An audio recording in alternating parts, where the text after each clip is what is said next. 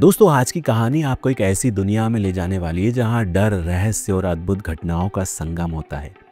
लेकिन इससे पहले एक बात बताना चाहता हूं। क्या आपको पता है कि हमारी कहानियों का आनंद लेने वाले 80% लोग चैनल को सब्सक्राइब किए बिना ही चले जाते हैं। अगर आप उनमें से भी एक है तो अभी इसी समय सब्सक्राइब बटन दबा दें और हाँ, घंटी भी बजा दे ताकि हमारी हर नई कहानी सबसे पहले आप तक पहुंचे। इस वीडियो को पूरा देखिएगा क्योंकि जो राज इस कहानी में छुपा है वो आपको चैन की नींद नहीं लेने देंगे। तो चलिए शुरू करते हैं इस रोमांचक सफर को। आज की कहानी आपको लेकर जाएगी भारत के सबसे बड़े मेले महाकुंभ में। ये कहानी है अर्जुन चौधरी की, जो 20 साल का एक जवान लड़का था। 2013 में पहली बार अपने माता पिता और बड़े भाई रवि के साथ इलाहाबाद के कुंभ मेले में गया। अर्जुन को अपने दादा दादी से हमेशा सुनने को मिलता था कि कुंभ का मेला एक रहस्यमय स्थान है जहां इंसान का सामना अदृश्य शक्तियों से हो सकता है। संगम का पानी जहां गंगा, यमुना और अदृश्य सरस्वती का मिलन होता है, अपने अंदर एक अलौकिक ऊर्जा समेटे हुए है। जब अर्जुन अपने परिवार के साथ संगम पहुंचा और पवित्र स्नान किया तो उसने महसूस किया कि पानी में एक अजीब सी गर्मी है। ऐसा लगा जैसे उसके चारों ओर का पानी उबल रहा है। उसने ये बात अपने भाई रवि को बताई, लेकिन रवि ने हंसते हुए कहा, अरे ये सब तेरे दिमाग का वहम है। संगम का पानी तो सबसे पवित्र होता है। लेकिन अर्जुन के मन में बेचैनी बढ़ती जा रही थी। शाम होते ही परिवार ने मेले में घूमने का प्लान बनाया। चारों ओर साधु संतों की भीड़, हर जगह मंत्रों की गूंज और भव्य स्टॉल्स का जमावड़ा था। अर्जुन मेले की रौनक में खोया हुआ था। तभी उसकी नज़र एक साधु पर पड़ी। वो साधु भीड़ से अलग एक कोने में बैठा हुआ था।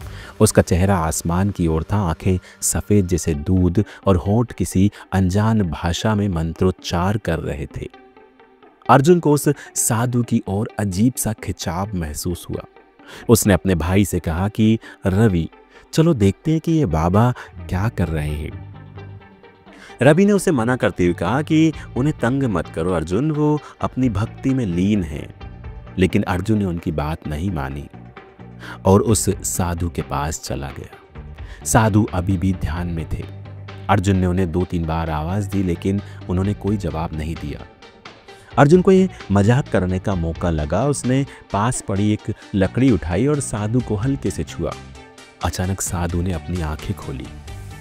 उनकी आंखों से एक ठंडक और गहराई टपक रही थी, जैसे वो अर्जुन की आत्मा तक देख रहे हो। साधु ने मुस्कुराते हुए कहा, आ गया तू, तेरा ही इंतजार था। अर्जुन के रोंगटे खड़े हो गए। उसने हड़बड़ाते हुए पूछा, आप मुझे जानते हो? साधु ने कोई जवाब नहीं दिया।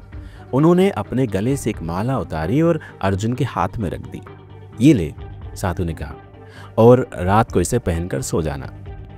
कल सुबह तेरे हर सवाल का जवाब मिल जाएगा। अर्जुन हक्का बक्का रह गया। उसने माला को ध्यान से देखा। उसमें कुछ अजीब सी चमक थी जो उसे सामान्य नहीं लग रही थी। उसने पूछा, पर क्यों? क्या होगा कल? साधु ने सिर्फ मुस्कुराकर कहा, समय आने पर सब पता चल जाएगा। अर्जुन अपने परिवार के पास वापस लौटा, लेकिन उसका मन इस अजीब घटना से उथल पुथल में था। रात को सोने से पहले उसने माला पहन ली, जैसा कि साधु ने कहा था। जैसे ही उसने माला पहनी, उसे लगा कि उसके आसपास की हवा भारी हो गई है। उसका सिर घूमने लगा और उसे ऐसा महसूस हुआ कि वो किसी दूसरी जगह पहुंच गया है। एक अंधेरी गुफा जिसमें सिर्फ एक दीपक जल रहा था। दीपक की रोशनी में वही साधु खड़ा था। तू यहाँ क्यों आया है? साधु ने गंभीर स्वर में पूछा।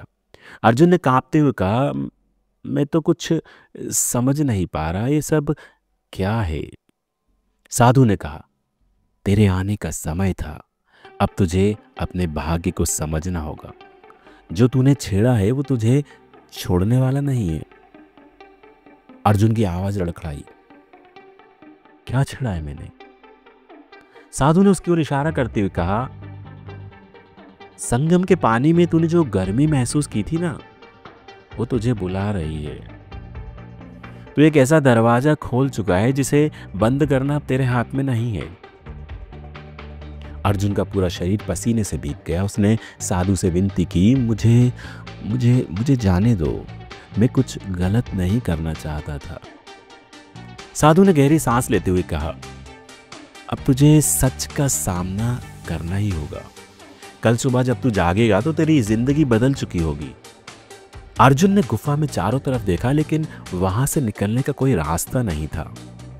वो साधु की तरफ मुड़ा, लेकिन साधु गायब हो चुका था। तभी उसे महसूस हुआ कि गुफा की दीवारें उसके पास आ रही हैं, उसे कुचलने के लिए। अर्जुन चीखने लगा और तभी उसकी आंख खुल गई। वो अपने कमरे में था, पसीने से लथपथ। उसकी मां दरवाजा खटखटा रही थी। अर्जुन, सब ठीक तो है ना? उसने दरवाजा खोला और देखा कि उसकी मां के चेहरे पर चिंता थी। उसने कहा, हाँ, बस बुरा सपना था। अर्जुन ने माला फेंकने की हर संभव कोशिश की, लेकिन हर बार वो किसी न किसी रूप में उसके पास लौट आती थी।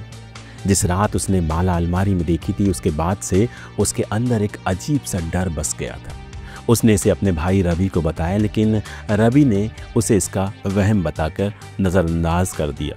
लेकिन अर्जुन को यकीन था कि इन सब के पीछे कुछ ऐसा था जो उसने पहले कभी महसूस नहीं किया था। उस रात जब अर्जुन अपने कमरे में अकेला था, उसे लगा जैसे उसके कमरे की हवा भारी हो गई हो। उसका दिल तेजी से धड़कने लगा। उसने अपने लैपटॉप की स्क्रीन पर ध्यान केंद्रित करने की कोशिश की, लेकिन तभी उसने अपने पीछे किसी के चलने की आहट सुनी।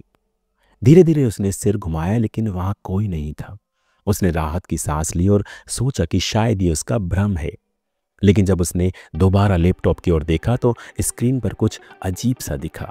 वहां वही लाल आंखों वाला काला साया नजर आ रहा था। वो साया धीरे धीरे कमरे के कोने से उसकी ओर बढ़ने लगा। अर्जुन की सांसें थम गई। साय ने कहा, संगम वापस आ जा, तेरा वक्त पूरा हो गया है। अर्जुन घबरा गया और चीखते हुए अपने भाई के कमरे में भाग गया। उसने रवि को सब कुछ बताया, लेकिन रवि ने उसे समझाने की कोशिश की और कहा कि ये सब उसका वहम है। लेकिन अर्जुन के लिए सब वहम नहीं था।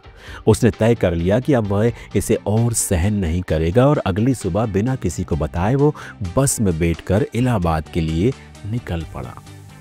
रास्ते में उसकी बस एक चाय के स्टॉल पर रुकी। चाय पीते समय जब उसने अपना बैग खोला तो उसकी रूह कांप गई। बैग में वही माला रखी हुई थी जिसे उसने फेंक दिया था।